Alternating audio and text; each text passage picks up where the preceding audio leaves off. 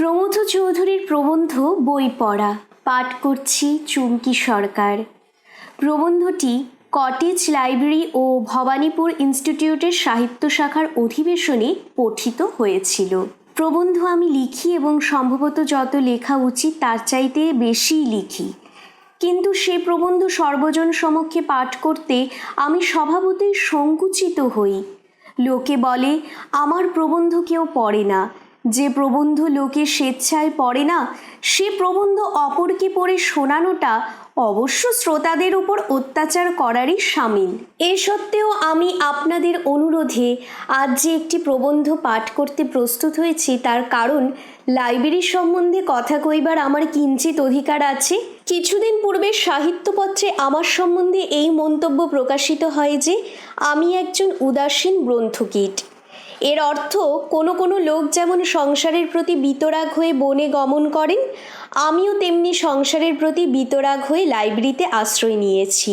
পুস্তকাগারের অভ্যন্তরে আমি যে আজীবন সমাধিস্থ হয়ে রয়েছি এ জ্ঞান আমার অবশ্য ইতিপূর্বে ছিল না। সে যাই হোক, আমার আকৈশোর বন্ধু শ্রীযুক্ত শরেশচন্দ্র সমাজপতি দত্ত এই সার্টিফিকেটের বলে এক্ষেত্রে বই পড়া সম্বন্ধে দু চার কথা বলতে সাহসী হয়েছি। লাইব্রেরিতে বইয়ের গুণগান করাটা আমার বিশ্বাস অসঙ্গত হবে না। আজকের সভায় যে দু চার কথা বলবো সে আলাপির ভাষায় ও আলাপির ভাবে, অর্থাৎ তাতে কাজের কথার চাইতে বাজে কথা ঢের বেশি থাকবে। এই বিংশ শতাব্দীতে লাইব্রেরির সার্থকতা এবং উপকারিতা সম্বন্ধে বিশেষ কোনো কথা বলবার কি প্রয়োজন আছে? এ সম্বন্ধে যা বক্তব্য তা ইতিপূর্বে হাজারবার কি বলা হয়নি? তবে বই পড়ার অভ্যাসটা যে বদ অভ্যাস নয় এ কথাটা সমাজকে এই যুগে মাঝে মাঝে স্মরণ করিয়ে দেওয়া আবশ্যক। কেননা মানুষে একালে বই পড়ে না, পড়ে সংবাদপত্র। এই যুগে সভ্য সমাজ ভরে উঠে করে দুটি কাজ, এক চা পান আর সংবাদপত্র পাঠ। একজন বিলাতি কবি চায়ের সম্বন্ধে বলেছেন যে the cup that cheers but not inebriates, অর্থাৎ চা পান করলে নেশা হয় না অথচ ফুর্তি হয়। চা পান করলে নেশা না হোক, চা পানের নেশা হয়। সংবাদপত্র সম্বন্ধেও ওই একই কথা খাটে। তারপর অতিরিক্ত চা পানের ফলে মানুষের যেমন আহারে অরুচি হয়, অতিরিক্ত সংবাদপত্র পাঠের ফলেও মানুষের তেমনি সাহিত্যেও অরুচি হয়। আমরা দেশশুদ্ধ লোক আজকের দিনে এই মানবিক মন্দাগ্নিগ্রস্ত হয়ে পড়েছি। সুতরাং সাহিত্য চর্চা করবার প্রথাটা যে সভ্যতার একটা প্রধান অঙ্গ, এই সত্যটার চারদিকে আজ প্রদক্ষিণ করবার সংকল্প করেছি। কাব্যচর্চা না করলে মানুষের জীবনের একটা বড় আনন্দ থেকে স্বেচ্ছায় বঞ্চিত হয়। এ আনন্দের ভাণ্ডার সর্বসাধারণের ভোগের জন্য সঞ্চিত রয়েছে। সুতরাং কোনো সভ্য জাতি কস্মিনকালে তার দিকে পিঠ ফেরায়নি। এ দেশেও নয়, বিদেশেও নয়। বরং যে জাতির যত বেশি লোক যত বেশি বই পড়ে সে জাতি যে তত সভ্য, এমন কথা বললে বোধহয় অন্যায় কথা বলা হয় না। নিদ্রা কলহে দিন যাপন করার চাইতে কাব্যচর্চায় কালাতিপাত করা যে প্রশংসনীয়, এমন কথা সংস্কৃতেই আছে। সংস্কৃত কবিরা সকলেই সংসার বিষবৃক্ষের অমৃতপম ফল কাব্যমৃতের রসাস্বাদ করবার উপদেশ দিলেও সেকালে সে উপদেশ কেউ গ্রাহ্য করতেন কিনা সে বিষয়ে অনেকের মনে সন্দেহ আছে। কিছুদিন পূর্বে আমারও ছিল। কেননা নিজের কলমের কালি লেখকেরা যে অমৃত বলে চালিয়ে দিতে সদাই উৎসুক তার পরিচয় একালেও পাওয়া যায়। কিন্তু একালেও আমরা যখন ওসব কথাই ভুলি নে তখন সেকালেও সম্ভবত কেউ ভুলতেন না। কেননা সেকালে সমজদারের সংখ্যা একালের চাইতে ঢের বেশি ছিল। কিন্তু আমি সম্প্রতি আবিষ্কার করেছি যে হিন্দু যুগের বই পড়াটা নাগরিকদের মধ্যে একটা মস্ত বড় ফ্যাশন ছিল। এ স্থলে বলা আবশ্যক যে নাগরিক বলতে সেকালে সেই শ্রেণীর জীব বোঝাতো একালে ইংরেজিতে যাকে ম্যান অ্যাবাউট টাউন বলে। বাংলা ভাষায় ওর কোনো নাম নেই, কেননা বাংলাদেশে ও জাত নেই, ও বালাই যে নেই সেটা অবশ্য সুখের বিষয়। যদি অনুমতি করেন তো এই সূচকে প্রাচীন ভারতবর্ষের নাগরিক সভ্যতার কিঞ্চিত পরিচয় দিই। সেকালে এদেশে যেমন একদল ত্যাগী পুরুষ ছিলেন, তেমনি আরেক দল ভোগী পুরুষও ছিলেন। ভারতবর্ষের আরণ্যক ধর্মের সঙ্গে অল্প বিস্তর পরিচয় আমাদের সকলেরই আছে, কিন্তু তার নাগরিক ধর্মের ক্রিয়াকলাপ আমাদের অনেকের কাছেই অবিদিত। এর ফলে ভারতবর্ষের প্রাচীন সভ্যতার ধারণাটা আমাদের মনে নিতান্ত একপেশে হয়ে উঠেছে। সে সভ্যতা শুধু আত্মার নয়, দেহের সন্ধানটাও আমাদের নেওয়া কর্তব্য, নচেত তার স্বরূপের সাক্ষাৎ আমরা পাব না। সেকালের নাগরিকদের মতিগতি রীতিনীতির আদ্যপান্ত বিবরণ পাওয়া যায় কামসূত্রে। এ গ্রন্থ রচিত হয়েছিল অন্তত ১৫০০ বৎসর পূর্বে, এবং এ গ্রন্থের রচয়িতা হচ্ছেন ন্যায় দর্শনের সর্বশ্রেষ্ঠ ভাষ্যকার স্বয়ং বাৎসায়ন। অতএব কামসূত্রের বর্ণনা আমরা সত্য বলেই গ্রাহ্য করতে বাধ্য। বিশেষত ও সূত্র যখন সংস্কৃত সাহিত্যে শাস্ত্র হিসেবেই চিরকাল গণ্য মান্য হয়ে এসেছে। আমি উক্ত গ্রন্থ থেকে নাগরিকদের গৃহসজ্জার আংশিক বর্ণনা এখানে উদ্ধৃত করে দিচ্ছি। বাহিরের বাসগৃহ অতি শুভ্র চাদর পাতা শয্যা একটি থাকিবে, এবং তাহার উপর 2টি অতি সুন্দর বালিশ রাখিতে হইবে। তাহার পার্শ্বে থাকিবে প্রতিসজ্জিকা, এবং তাহার শিরোভাগে কূর্চস্থান ও বেদিকা স্থাপন করিবে। সেই বেদিকার উপর রাত্রি শেষে অনুলেপন, মাল্য, শীতথকরণ্ডক, সৌগন্ধিক পুটিকা, মাতুলঙ্গোত্তক, তাম্বুল প্রভৃতি রক্ষিত হইবে। ভূমিতে থাকিবে পতঙ্গ্রহ, ভিত্রিগাত্রে নাগদন্তা বশক্তা বীণা, চিত্রফলক, বর্তিকা সমুদ্গক এবং যে কোনো পুস্তক। উপরোক্ত বর্ণনা একটু ব্যাখ্যার অপেক্ষা রাখে, কেননা এর অনেক শব্দই বাংলা ভাষায় প্রচলিত নেই। আমি কতকটা টিকা ও কতকটা অভিধানের সাহায্যে ওই সকল অপরিচিত শব্দের বাচ্য পদার্থের যে পরিচয় লাভ করেছি তা আপনাদের জানাচ্ছি। প্রতিসজ্জিকার অর্থ ক্ষুদ্র পর্জঙ্গ, ভাষায় যাকে বলে খাটিয়া। এই খাটিয়া অবশ্য নাগরিকরা নিজেদের গঙ্গাযাত্রার জন্য প্রস্তুত রাখতেন না, তার মাথার গোড়ায় থাকত কূর্চস্থান। কূর্চ শব্দের সাক্ষাৎ আমি কোনো অভিধানে পাইনি, তবে টিকাকার বলেন শয্যার শিরোভাগে ইষ্ট দেবতার আসনের নাম কূর্চ। আত্মবান নাগরিকেরা ইষ্ট দেবতার স্মরণ ও প্রণাম না করে শয়ন গ্রহণ করতেন না, সুতরাং কূর্চ হচ্ছে এক প্রকার ব্র্যাকেট। সেকালের এই বিলাসী সম্প্রদায় আমরা যাকে বলি নীতি, তার ধার এক কড়াও ধারতেন না, কিন্তু দেবতার ধার 16 আনা ধারতেন। এ ব্যাপার অবশ্য অপূর্ব নয়। একালেও দেখা যায় মানুষের প্রতি অত্যহিত অত্যাচার করবার সময় মানুষে ইষ্ট দেবতাকে ঘন ঘন স্মরণ ও প্রণাম করে। যাক ওসব কথা, এখন দেখা যাক বেদিকা বস্তুটি কি। বেদিকাতে যত প্রকার দ্রব্য রাখবার ব্যবস্থা আছে তাতে মনে হয় ও হচ্ছে টেবিল, এবং টিকাকারের বর্ণনা থেকে বোঝা যায় যে ও অনুমান ভুল নয়। তিনি বলেন বেদিকা ভিত্তি সংলগ্ন, হস্ত পরিমিত চতুষ্কোণ এবং কৃতকৃত্রিম অর্থাৎ ইনলেট। অনুলেপন দ্রব্যটি হয় চন্দন, নয় মেয়েরা যাকে বলে রূপটান তাই। মাল্য অবশ্য ফুলের মালা, কি ফুল তার উল্লেখ নেই, কিন্তু ধরে নেওয়া যেতে পারে যে আর যাই হোক গাঁদা নয়, কেননা তারা বর্ণগন্ধের সৌকুমার্য বুঝতেন। শীতথকরণ্ডক হচ্ছে মোমের কৌটা। সেকালে নাগরিকেরা ঠোঁট আগে মোম দিয়ে পালিশ করে নিয়ে তারপর তাতে আলতা মাখতেন। সৌগন্ধিক পুটিকা হচ্ছে ইংরেজিতে যাকে বলে পাউডার বক্স। বোতল না হয়ে বাক্স হবার কারণ সেকালে অধিকাংশ গন্ধদ্রব্য চূর্ণ আকারেই ব্যবহৃত হতো। দেয়াল ছেড়ে ঘরের মেঝের দিকে দৃষ্টিপাত করলে প্রথমেই চোখে পড়ে পতদ্গ্রহ অর্থাৎ পিকদানি, তারপর চোখ তুললে নজরে পড়ে ভিত্তি সংলগ্ন হস্তিদন্তে বিলম্বিত বীণা। টিকাকার বলেন সে বীণা আবার নিচল অবগুণ্ঠিতা। বাংলার অনেক পদলেখকদের ধারণা নিচল অর্থে শাড়ি। শাড়ি পরা বীণার অবশ্য কোনো মানে নেই। নিচল অর্থে গোলাপ। জয়দেব যে শ্রী রাধিকাকে বলেছিলেন শিলয় নীল নিচলং, তার অর্থ নীল রঙের একটি ঘেরাটোপ পরো। ইংরেজি ভাষায় ওর তর্জমা হচ্ছে put on a dark blue cloth. এখন আবার প্রকৃত প্রস্তাবে ফিরে আসা যাক।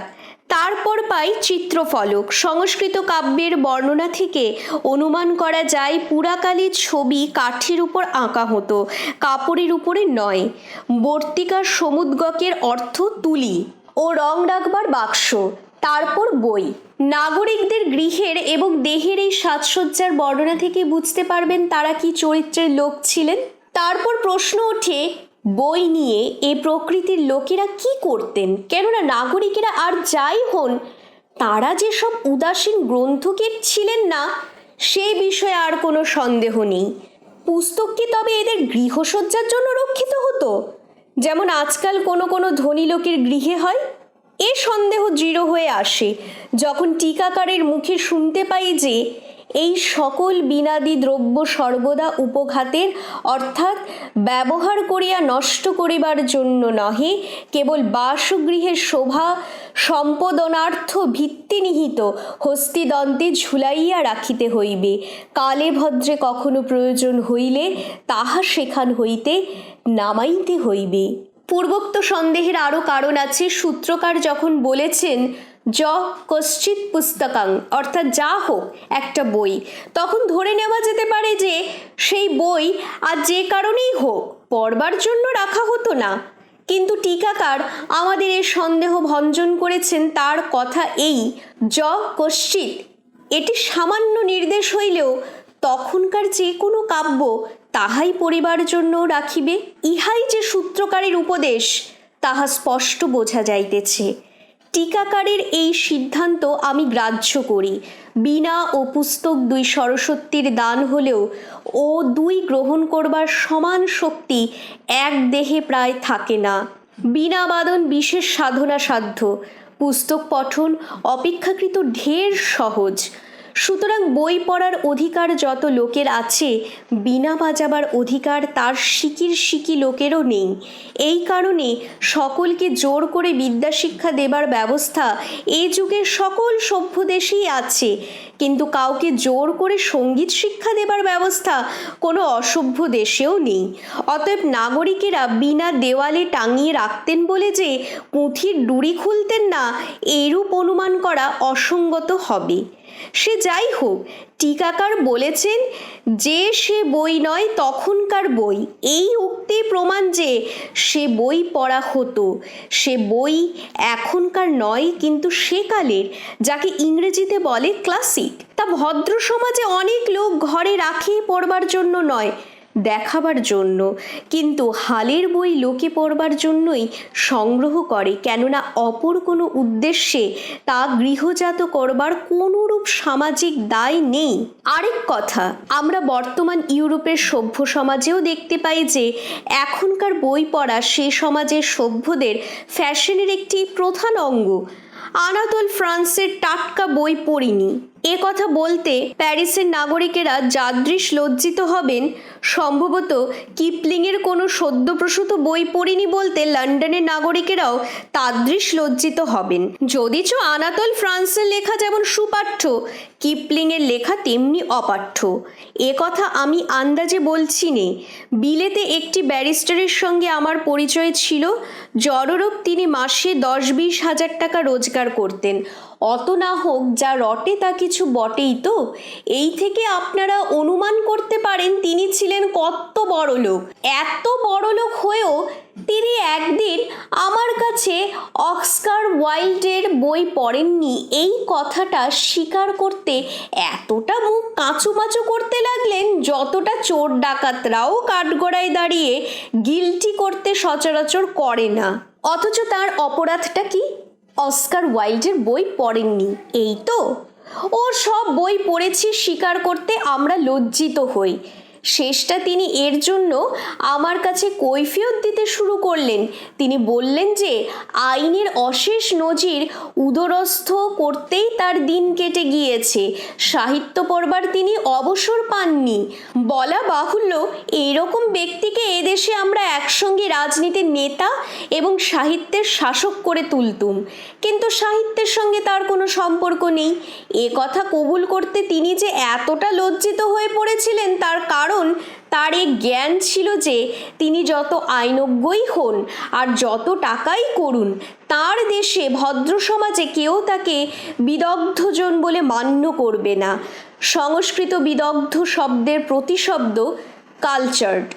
বাৎসায়ন যাকে নাগরিক বলেন, টিকাকার তাকে বিদগ্ধ নামে অভিহিত করেন। এর থেকে প্রমাণ হচ্ছে যে এ দেশে পুরাকালে কালচার জিনিসটা ছিল নাগরিকতার একটা প্রধান গুণ। এ স্থলে বলা আবশ্যক যে এ কালে আমরা যাকে সভ্য বলি সে কালে তাকে নাগরিক বলতো। অপরপক্ষে সংস্কৃত ভাষায় গ্রাম্যতা এবং অসভ্যতা পর্যায় শব্দ, ইংরেজিতে যাকে বলে সিনোনিমাস। এর উত্তরে হয়তো অনেকে এই কথা বলবেন যে সেকালে বই পড়াটা ছিল বিলাসের একটা অঙ্গ। বাৎসায়নী যখন আমার প্রধান সাক্ষী, তখন এই অভিযোগের প্রতিবাদ করা আমার পক্ষে কঠিন। এ যুগে অবশ্য আমরা সাহিত্য চর্চাটা বিলাসের অঙ্গ বলে মনে করি নে, ও চর্চা থেকে আমরা ঐচ্ছিক এবং পারত্রিক নানারূপ সুফল লাভের প্রত্যাশা রাখি।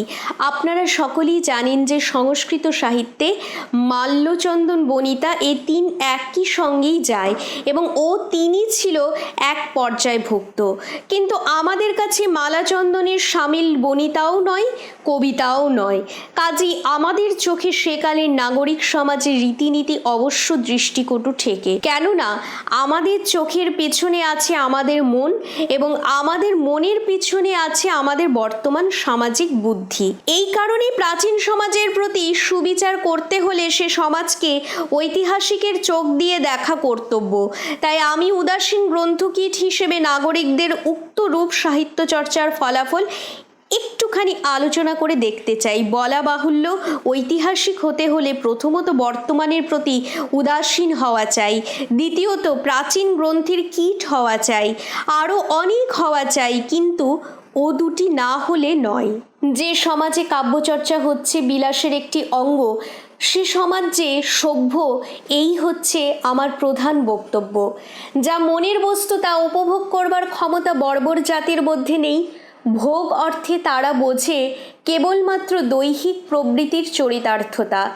ক্ষুদ পিপাসার নিবৃত্তি পশুরাও করে এবং তাছাড়া আর কিছু করে না। অপরপক্ষে যে সমাজের আয়েশির দল ও কাব্যকলার আদর করে, সে সমাজ সভ্যতার অনেক সিঁড়ি ভেঙেছে। সভ্যতা জিনিসটে কি, এ প্রশ্ন কেউ জিজ্ঞাসা করলে দু কথায় তার উত্তর দেওয়া শক্ত। কেননা যুগভেদে ও দেশভেদে পৃথিবীতে সভ্যতা নানা মূর্তি ধারণ করে দেখা দিয়েছে এবং কোনো সভ্যতাই একেবারে নিরাবিল নয়। সকল সভ্যতার ভিতরেই যথেষ্ট পাপ ও যথেষ্ট পাক আছে। নীতির দিক দিয়ে বিচার করতে গেলে সভ্যতা ও অসভ্যতার প্রভেদ যে আকাশ পাতাল, এ কথা নির্ভয় বলা যায় না। তবে মানুষের কৃতিত্বের মাপে যাচাই করতে গেলে দেখতে পাওয়া যায় যে জ্ঞানী, বিজ্ঞানী, কাব্যকলায়, শিল্পে, বাণিজ্যে সভ্য জাতি ও অসভ্য জাতির মধ্যে 7 সমুদ্র 13 নদীর ব্যবধান। জৈনিক ফরাসি লেখক বলেছেন যে যিনি মানবীর ইতিহাস চর্চা করেছেন তিনি জানেন যে মানুষকে ভালো করবার চেষ্টা বৃথা। এ হচ্ছে অবশ্য ক্ষুব্ধ মনের ক্রুদ্ধ কথা, অতএব বেদবাক্য হিসেবে গ্রাহ্য নয়। সে যাই হোক, এ কথার উত্তরে আমি বলি যে মানুষকে ভালো না করা যাক, ভদ্র করা যায়। পৃথিবীতে সুনীতির চাইতে সুরুচি কিছু কম দুর্লভ পদার্থ নয়। পুরাকালে সাহিত্যের চর্চা মানুষকে নীতিমান না করলেও রুচিমান করত। সমাজের পক্ষে এও একটা কম লাভ নয়।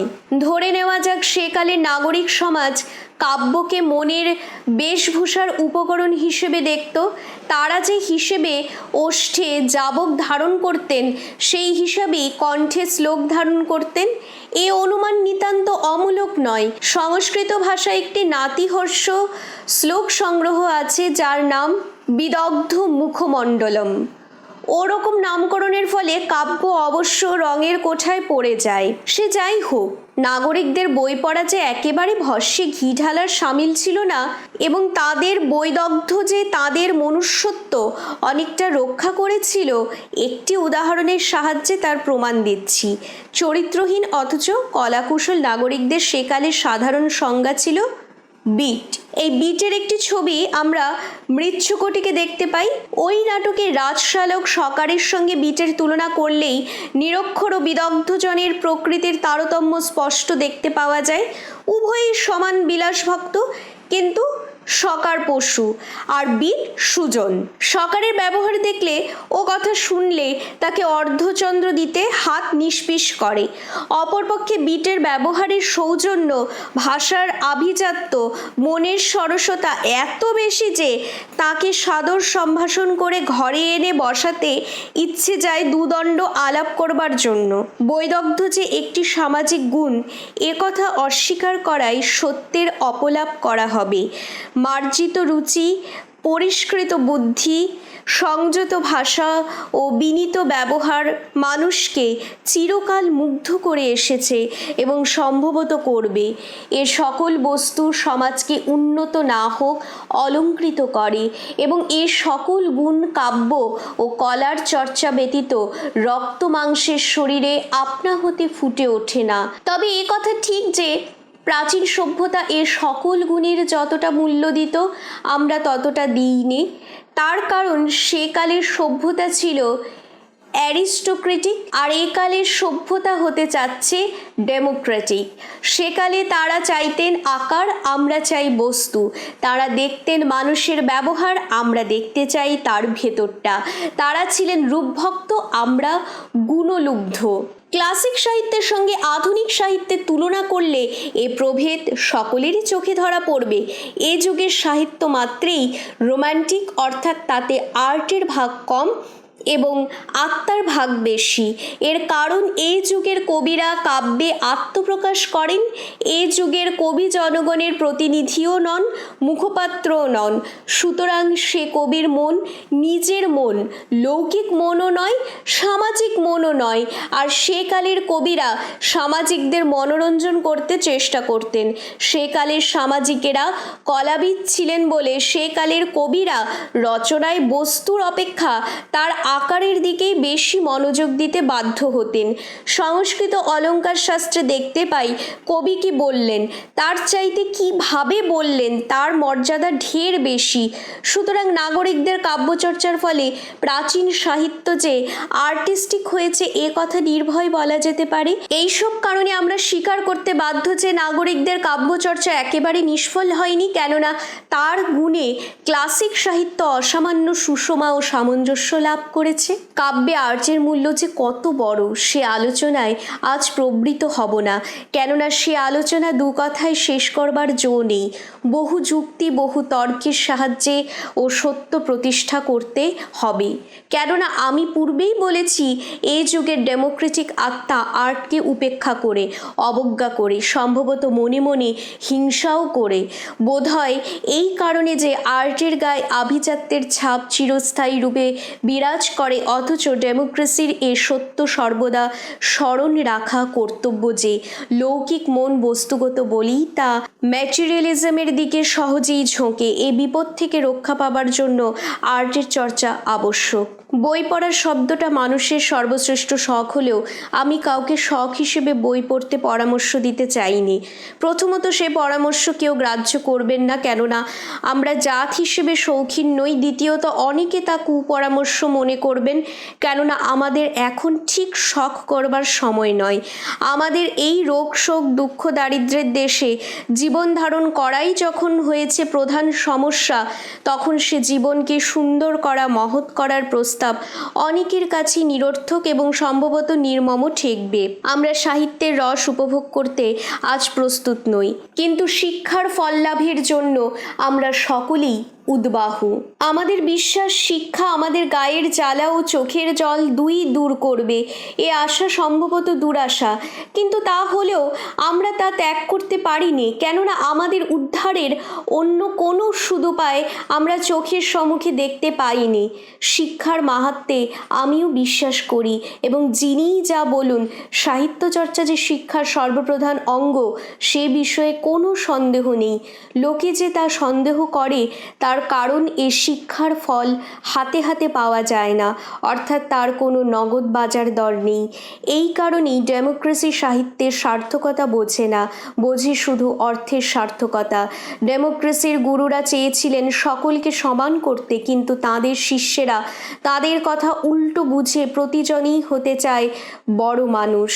একটি বিশিষ্ট অভিজাত সভ্যতার উত্তরাধিকারী হয়েও ইংরেজি সভ্যতার সংস্পর্শে এসে আমরা ডেমোক্রেসির গুণগুলি আয়ত্ত করতে না পারি, তার দোষগুলি আত্মসাৎ করছি। এর কারণও স্পষ্ট, ব্যাধি সংক্রামক, স্বাস্থ্য নয়। আমাদের শিক্ষিত সমাজের লোলুপ দৃষ্টি আজ অর্থের উপরে পড়ে রয়েছে, সুতরাং সাহিত্য চর্চার সুফল সম্বন্ধে আমরা অনেকেই সন্দিহান। যারা হাজারখানা ল রিপোর্ট কেনেন তারা একখানা কাব্যগ্রন্থও কিনতে প্রস্তুত নন, কেননা তাতে ব্যবসার কোনো সুসার নেই। নজির না আউড়ে কবিতা আবৃত্তি করলে মামলা যে দাঁড়িয়ে হারতে হবে সে তো জানা কথা, কিন্তু সে কথা জজে শোনে না, তার যে কোনো মূল্য নেই। এইটিই হচ্ছে পেশাদারদের মহাভ্রান্তি। জ্ঞানীর ভাণ্ডার যে ধনের ভাণ্ডার নয়, এর সত্য তো প্রত্যক্ষ, কিন্তু সমান প্রত্যক্ষ না হলেও এও সমান সত্য যে এ যুগে যে জাতির জ্ঞানীর ভাণ্ডার শূন্য, সে জাতির ধনের ভাঁড়েও ভবানী। তারপর যে জাতি মনে বড় নয়, সে জাতি জ্ঞানেও বড় নয়, কেননা ধনের সৃষ্টি যেমন জ্ঞান সাপেক্ষ, তেমনি জ্ঞানের সৃষ্টিও মন সাপেক্ষ। এবং মানুষের মনকে সবল, সচল, সরাগ ও সমৃদ্ধ করবার ভার আজকের দিনে সাহিত্যের উপর ন্যস্ত হয়েছে, কেননা মানুষের দর্শন, বিজ্ঞান, ধর্মনীতি, অনুরাগ, বিরাগ, আশা, নৈরাশ্য, তার অন্তরের স্বপ্নও সত্য, এই সকলের সমবায় সাহিত্যের জন্ম। অপরাপর শাস্ত্রের ভিতর যা আছে সেসব হচ্ছে মানুষের মনের ভগ্নাংশ, তার পুরো মনটার সাক্ষাৎ পাওয়া যায় শুধু সাহিত্যে। দর্শন, বিজ্ঞান ইত্যাদি সব হচ্ছে মনোগঙ্গার তোলা জল, তার পূর্ণ স্রোত আবহমান কাল সাহিত্যের ভিতরেই সোল্লাসে সবেগে বয়ে চলেছে, এবং সেই গঙ্গাতে অবগাহন করেই আমরা আমাদের সকল পাপ হতে মুক্ত হব। অতএব দাঁড়ালো এই যে আমাদের বই পড়তেই হবে, কেননা বই পড়া ছাড়া সাহিত্য চর্চার উপায়ন্তর নেই। ধর্মের চর্চা চাই কি, মন্দিরের বাইরেও করা চলে। দর্শনের চর্চা গুহায়, নীতির চর্চা ঘরে এবং বিজ্ঞানের চর্চা জাদুঘরে, কিন্তু সাহিত্যের চর্চার জন্য চাই লাইব্রেরি। ও চর্চা মানুষে কারখানাতেও করতে পারে না, চিড়িয়াখানাতেও নয়। এসব কথা যদি সত্য হয় তাহলে আমাদের মানতেই হবে যে লাইব্রেরির মধ্যেই আমাদের জাত মানুষ হবে। সেই জন্য আমরা যত বেশি লাইব্রেরি প্রতিষ্ঠা করব, দেশের তত বেশি উপকার হবে। আমার মনে হয় এ দেশে লাইব্রেরির সার্থকতা হাসপাতালের চাইতে কিছু কম নয়, এবং স্কুল কলেজের চাইতে কিছু বেশি। এ কথা শুনে অনেকে চমকে উঠবেন, কেউ কেউ আবার হেসেও উঠবেন, কিন্তু আমি জানি আমি রসিকতাও করছি নে, অদ্ভুত কথাও বলছি নে। যদিচ এই বিষয়ে লোকমত যে আমার মতের সমরেখায় চলে না, সে বিষয়ে আমি সম্পূর্ণ সচেতন। অতএব আমার কথার আমি কৈফিয়ত দিতে বাধ্য। আমার বক্তব্য আমি আপনাদের কাছে নিবেদন করছি, তার সত্য মিথ্যার বিচার আপনারা করবেন। সে বিচারে আমার কথা যদি না টেকে তাহলে তা রসিকতা হিসেবেই গ্রাহ্য করবেন। আমার বিশ্বাস শিক্ষা কেউ কাউকে দিতে পারে না, সুশিক্ষিত লোকমাত্রই স্বশিক্ষিত। আজকের বাজারে বিদ্যার দাতার অভাব নেই, এমনকি এক্ষেত্রে দাতা কর্ণেরও অভাব নেই, এবং আমরা আমাদের ছেলেদের তাদের দ্বারস্থ করেই নিশ্চিন্ত থাকি, এই বিশ্বাসে যে সেখান থেকে তারা এতটা বিদ্যার ধন লাভ করে ফিরে আসবে যার সুবাদে তারা বাকি জীবন আরামে কাটিয়ে দিতে পারবে। কিন্তু এই বিশ্বাস নিতান্ত অমূলক। মনোরাজ্যেও দান গ্রহণ সাপেক্ষ, অথচ আমরা দাতার মুখ চেয়ে গ্রহীতার কথাটা একেবারেই ভুলে যাই। এ সত্য ভুলে না গেলে আমরা বুঝতুম যে শিক্ষকের সার্থকতা শিক্ষাদান করায় নয়, কিন্তু ছাত্রকে তা অর্জন করতে সক্ষম করায়। শিক্ষক ছাত্রকে শিক্ষার পথ দেখিয়ে দিতে পারেন, মনোরাজ্যের ঐশ্বর্যের সন্ধান দিতে পারেন, তার কৌতূহল উদ্রেক করতে পারেন, তার বুদ্ধিবৃত্তিকে জাগ্রত করতে পারেন, তার জ্ঞান পিপাসাকে জ্বলন্ত করতে পারেন। এর বেশি আর কিচ্ছু পারেন না। যিনি যথার্থ গুরু, তিনি শিষ্যের আত্মাকে উদ্বোধিত করেন এবং তার অন্তর্নিহিত সকল প্রচ্ছন্ন শক্তিকে মুক্ত এবং ব্যক্ত করে তোলেন। সেই শক্তির বলে সে নিজের মন নিজে গড়ে তোলে, নিজে অভিমত বিদ্যা নিজে অর্জন করে। বিদ্যার সাধনা শিষ্যকে নিজে করতে হয়, গুরু উত্তর সাধক মাত্র। আমাদের স্কুল কলেজের শিক্ষার পদ্ধতি ঠিক উল্টো। সেখানে ছেলেদের বিদ্যে গেলানো হয়, তারা তা জীর্ণ করতে পারুক আর নাই পারুক। এর ফলে ছেলেরা শারীরিক ও মানসিক মন্দাগ্নিতে জীর্ণ শীর্ণ হয়ে কলেজ থেকে বেরিয়ে আসে। একটা জানাশোনা উদাহরণের সাহায্যে ব্যাপারটা পরিষ্কার করা যাক। আমাদের সমাজে এমন অনেক মা আছেন যারা শিশু সন্তানকে ক্রমান্বয়ে গরুর দুধ গেলানোটাই শিশুর স্বাস্থ্য রক্ষার ও বলবৃদ্ধির সর্বপ্রধান উপায় মনে করেন।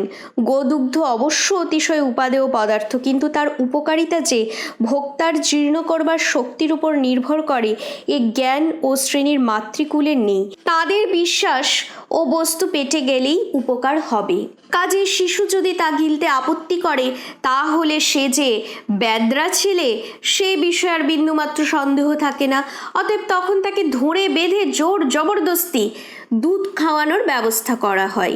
শেষটা সে যখন এই দুগ্ধ পান ক্রিয়া হতে অব্যাহতি লাভ করবার জন্য মাথা নাড়তে হাত পা ছুটতে শুরু করে, তখন স্নেহময়ী মাতা বলেন, আমার মাথা খাও, মরা মুখ দেখো, এই ঢোক, আরেক ঢোক, আরেক ঢোক ইত্যাদি। মাতার উদ্দেশ্য যে খুব সাধু সে বিষয়ে কোনো সন্দেহ নেই, কিন্তু এ বিষয়েও কোনো সন্দেহ নেই যে উক্ত বলা কোয়ার ফলে মা শুধু ছেলের যকৃতের মাথা খান এবং ঢোকের পর ঢোকে তার মরা মুখ দেখবার সম্ভাবনা বাড়িয়ে চলেন। আমাদের স্কুল কলেজের শিক্ষা পদ্ধতিটাও ওই একই ধরনের। এর ফলে কত ছেলের সুস্থ সবল মন যে ইনফ্যান্টাইল লিভারে গতাশু হচ্ছে তা বলা কঠিন, কেননা দেহের মৃত্যুর রেজিস্ট্রারি রাখা হয়, আত্মার মৃত্যুর হয় না। আমরা কিন্তু এই আত্মার অপমৃত্যুতে ভীত হওয়া দূরে থাক, উৎফুল্ল হয়ে উঠি। আমরা ভাবি দেশে যত ছেলে পাশ হচ্ছে তত শিক্ষার বিস্তার হচ্ছে।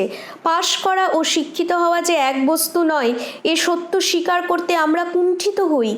শিক্ষাশাস্ত্রের একজন জগৎ বিখ্যাত ফরাসি শাস্ত্রী বলেছেন যে একসময় ফরাসি দেশে শিক্ষা পদ্ধতি এতই বেয়ারা ছিল যে সে যুগে France was saved by her idlers, অর্থাৎ যারা পাশ করতে পারেনি কিংবা চায়নি তারাই ফ্রান্সকে রক্ষা করেছে।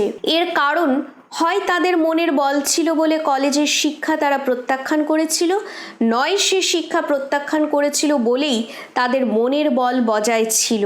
তাই এই স্কুল পালানো ছেলেদের দল থেকে সেই যুগের ফ্রান্সের যত কৃতকর্মা লোকের আবির্ভাব হয়েছিল। সে যুগে ফ্রান্সে কীরকম শিক্ষা দেওয়া হতো তা আমার জানা নেই, তবুও আমি জোর করে বলতে পারি যে এই যুগে আমাদের স্কুল কলেজে শিক্ষার যে রীতি চলছে তার চাইতে সে শিক্ষা পদ্ধতি কখনোই নিকৃষ্ট ছিল না। সকলেই জানেন যে বিদ্যালয়ে মাস্টার মহাশয়েরা নোট দেন এবং সেই নোট মুখস্থ করে ছেলেরা হয় পাস। এর জুড়ি আরেকটি ব্যাপারও আমাদের দেশে দেখা যায়।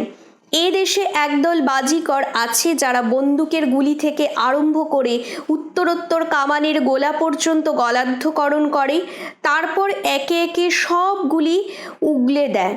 এর ভেতর যে অসাধারণ কৌশল আছে সে বিষয়ে কোনো সন্দেহ নেই, কিন্তু এই গেলা আর ওগলানো দর্শকের কাছে তামাশা হলেও বাজিকরের কাছে তা প্রাণান্ত পরিচ্ছেদ ব্যাপার। ও কারদানি করা তার পক্ষে যেমন কষ্টসাধ্য তেমনি অপকারী। বলা বাহুল্য সে বেচারা ওই লোহার গোলাগুলির এক কণাও জীর্ণ করতে পারে না।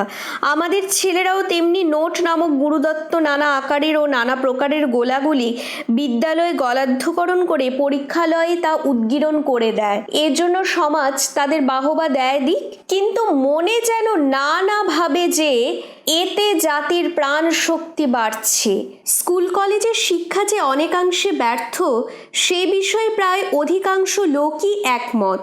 আমি বলি শুধু ব্যর্থ নয়, অনেক স্থলে মারাত্মক।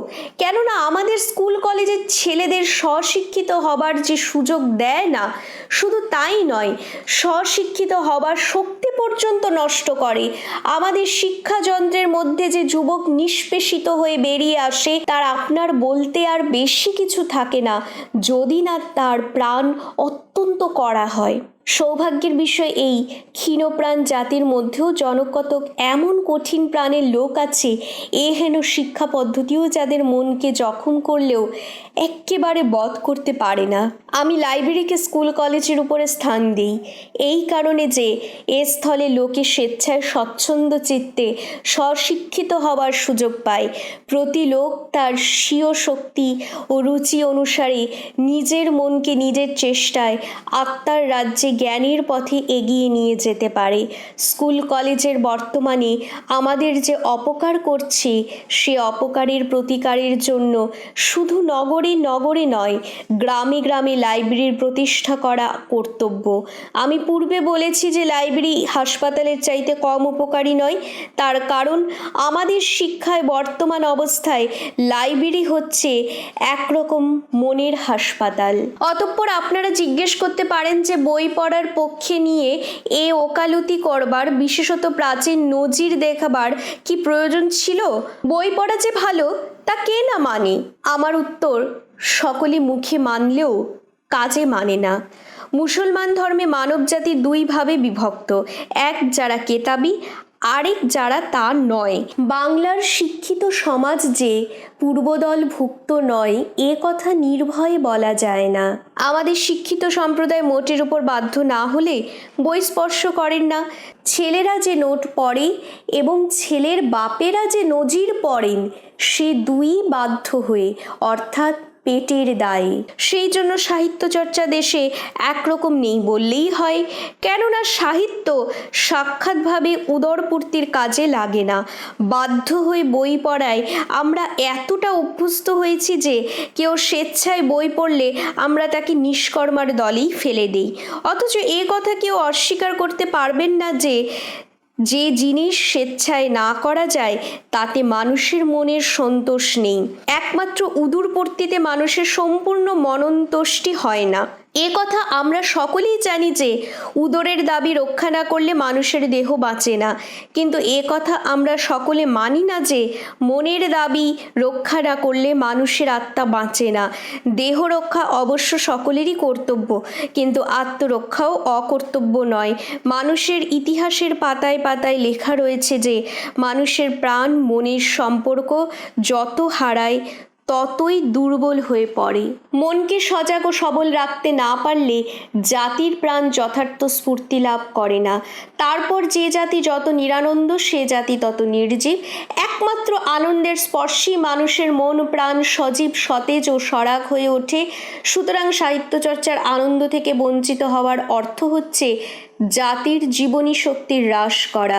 অতএব কোনো নীতির অনুসারেই তা কর্তব্য হতে পারে না, অর্থনীতিরও নয়, ধর্মনীতিরও নয়। কাব্যামৃতে যে আমাদের অরুচি ধরেছে সে অবশ্য আমাদের দোষ নয়, আমাদের শিক্ষার দোষ। যার আনন্দ নেই সেই নির্জীব, এ কথা যেমন সত্য, যে নির্জীব তারও যে আনন্দ নেই সে কথাও তেমনি সত্য। আমাদের শিক্ষাই আমাদের নির্জীব করেছে। জাতীয় আত্মরক্ষার জন্য এই শিক্ষার উল্টো টান যে আমাদের টানতে হবে, এই বিষয়ে আমি নিঃসন্দেহ। এই বিশ্বাসের বলেই আমি স্বেচ্ছায় সাহিত্য চর্চার সপক্ষে এত বাক্য ব্যয় করলুম। সে বাক্যে আপনাদের মনোরঞ্জন করতে সক্ষম হয়েছে কিনা জানি নে, সম্ভবত হইনি। কেননা আমাদের দুরবস্থার কথা যখন স্মরণ করি তখন খালি কোমল সুরে আলাপ করা আর চলে না, মনের আক্ষেপ প্রকাশ করতে মাঝে মাঝেই কড়ি লাগাতে হয়। আপনাদের কাছে আমার আরেকটি নিবেদন আছে। এ প্রবন্ধে প্রাচীন যুগের নাগরিক সভ্যতার উল্লেখটা কতকটা ধান ভান্তে শিবের গীত গাওয়া হয়েছে। এ কাজ আমি বিদ্যে দেখবার জন্য করিনি, পুঁথি বাড়াবার জন্যও করিনি। এই ডেমোক্রেটিক যুগে অ্যারিস্টোক্রেটিক সভ্যতার স্মৃতি রক্ষার উদ্দেশ্যেই এ প্রসঙ্গের অবতারণা করেছি। আমার মতে এ যুগের বাঙালির আদর্শ হওয়া উচিত প্রাচীন গ্রিক সভ্যতা, কেননা এ তুচ্ছ আশা অথবা দুরাশা, আমি গোপনে মনে পোষণ করি যে প্রাচীন ইউরোপের অ্যাথেন্স যে স্থান অধিকার করেছিল, ভবিষ্যৎ ভারতবর্ষে বাংলা সেই স্থান অধিকার করবে। প্রাচীন গ্রিক সভ্যতার বিশেষত্ব এই যে তা ছিল একাধারে ডেমোক্রেটিক এবং অ্যারিস্টোক্রেটিক। সেই কারণেই গ্রিক সাহিত্য এত অপূর্ব, এত অমূল্য। সে সাহিত্যে আত্মার সঙ্গে আর্টের কোনো বিচ্ছেদ নেই, বরং দুইয়ের মিলন এত ঘনিষ্ঠ যে বুদ্ধি বলে তা বিশ্লিষ্ট করা কঠিন। আমাদের কর্মীর দল যেমন একদিকে বাংলায় ডেমোক্রেসি গড়ে তুলতে চেষ্টা করেছেন, তেমনি আরেকদিকে আমাদেরও পক্ষে মনের অ্যারিস্টোক্রেসি গড়ে তোলবার চেষ্টা করা কর্তব্য। এর জন্য চাই সকলের পক্ষে কাব্যকলার চর্চা। গুণী ও গুণজ্ঞ উভয়ের মনের মিলন না হলে কাব্যকলার আভিজাত্য রক্ষা করা অসম্ভব। সাহিত্য চর্চা করে দেশ শুদ্ধ লোক গুণজ্ঞ হয়ে উঠুক, এই হচ্ছে দেশের লোকের কাছে আমার স্বনির্বন্ধ প্রার্থনা।